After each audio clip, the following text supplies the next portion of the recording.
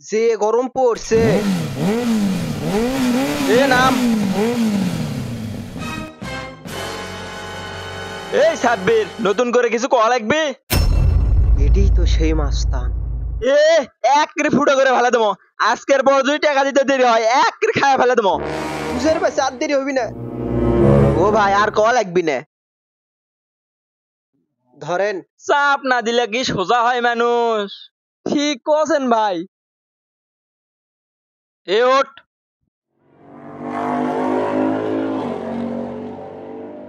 এ চাচা মালটা দেন তো। ধর টাকাটা ছুঁয়ে দে।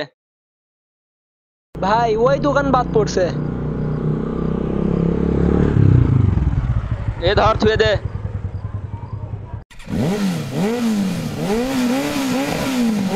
এ তোরা ওই দুটোর থেকে গেলে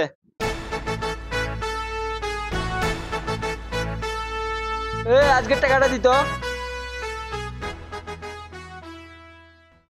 এ ওঠ। লেওয়া কমপ্লিট? হ ভাই সব কমপ্লিট।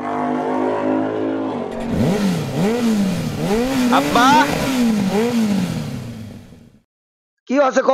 তুমি এলে কি ঘন্টার কাজ করো? এলে কাজ করা লাগবে না আজ থেকে। আমি আজকে বেশি টাকা কামাই করি। উত্তর পাড়ার করিমক থেকে যে 1 লাখ টাকা পাও সেই টাকা কি দিছে? শুনলাম ওর বিটিক বলে সেই ধুমধাম করে বিয়ে দিল। এ বাবা, উত্তর পাড়া করিম তোর চাচা হয়। মুরব্বী মানুষ কেন সম্মান দিয়ে কথা কওয়া লাগে। আর টাকার কথা করছু, ওই আমার থেকে কয়েক মাসের সময় লেছে।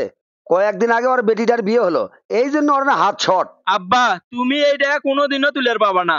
আমার খালি একবার সুযোগ দাও, এমন কেরকি তুলমো 1 সপ্তাহের মধ্যে তোমার টাকা তোমার ঘর চলে আসবে। তোর অত আমার টাকা নিয়ে মাথা ঘামার লাগবি লাই, আমার টাকা আমি তুলে পাবো। তুমি আমার বাপ হয় যে ইঙ্গে করে চলাফেরা করো। আমার কথা শুনলে বাঘে আর মহিষে এক ঘাটে পানি খায়। বনের রাজা হচ্ছে হলো বাঘ, আর এলাকার বাঘ হচ্ছে আমি, তোমার বেটা শিয়াব। সেই বাঘের হচ্ছে হলো তুমি বাপ, তাও টাকা তুলে পাও না। বাঘের কথায় যখন কলু, তাহলে শোন। বনের মধ্যে একটা গরু ঘাস খাচ্ছিল, হঠাৎ করে একটা বাঘ সেই গরুর উপর আক্রমণ করে। হ আব্বা ঠিকই তো আছে, বাঘক খিদে লাগছে তাই গরুর উপরে আক্রমণ করছে। আরে থাম থাম, আগে কথাটা তো শোন। হ কি কবা কও তো।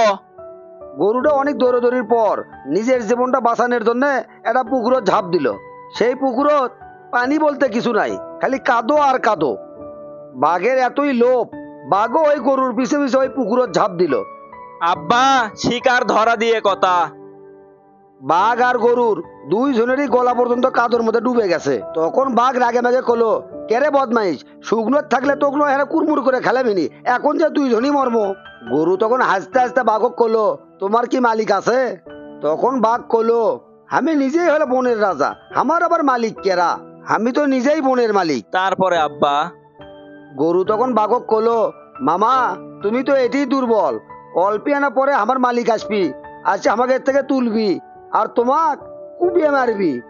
বাঘ তখন অসহায়ের মতো বড় বড় চোখ করে তাকে থাকলো। তারপরে সন্ধেবেলা গরুর মালিক আসে, বাঘক ইচ্ছে মতো বাঁশ দিয়ে পিঠে গরু তুলে নিয়ে চলে যায়।